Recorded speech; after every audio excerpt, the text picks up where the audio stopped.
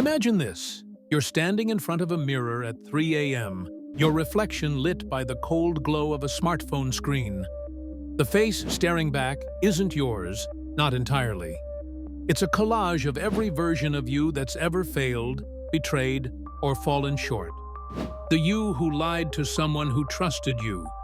The you who stayed silent when courage demanded a roar. The you who still flinches at a memory older than your adult teeth. You've read the self-help books. You've chanted the mantras. You've whispered, "I forgive myself," like a prayer. So why does your chest still tighten when you pass that street? Hear that song? Smell that cologne? Why does your mind replay scenes like a cursed film reel, even after you've released them? Here's the grenade no one wants to pull the pin on. Self-forgiveness, the very practice sold as liberation, might be the most sophisticated form of self-betrayal. Society preaches forgiveness like gospel. Let go. Move on.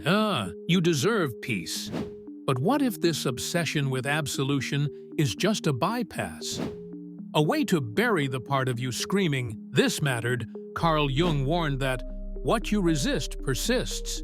Yet we've turned self-forgiveness into a spiritual bulldozer, flattening our shadows into neat psychological parking lots. The guilt remains not as a flaw, but as a phantom limb, an ache insisting, "You are not whole because you cannot be." Not yet. Ask yourself, when you forgive yourself for cheating, are you dissolving the guilt or erasing the part of you that still believes in fidelity? When you release the shame of failing your younger self, are you healing or severing the last thread connecting you to your own idealism? Modern wellness culture sells forgiveness as a transaction. Apologize to your inner child. Burn the letter. Chant the affirmation. But Nietzsche saw deeper. No one lies so boldly as the man who is indignant. What if your performative self-forgiveness is just indignation disguised as growth? A way to silence the inner prosecutor by burning the courthouse down. Consider the addict who forgives every relapse, dissolving accountability in a haze of "I'm only human." The leader who releases guilt for layoffs, reframing exploitation as necessary choices. The partner who lets go of infidelity, sanding their conscience smooth with spiritual platitudes. This isn't healing, it's moral amnesia, a lobotomy of the soul. But here's the trap. The more fiercely you forgive, the more territory you cede to the unforgivable. Your body knows this truth. That knot beneath your sternum when you rush forgiveness? That's your psyche's immune system rejecting cheap grace. Indigenous cultures, from the Maori to the Apache, treated guilt not as a stain to remove, but as a sacred tattoo, a permanent reminder of debts to the community. Modernity gave us rubber erasers and called it progress. So let me ask you, really ask you, what if the parts of yourself you're trying to forgive aren't flaws, but guardians?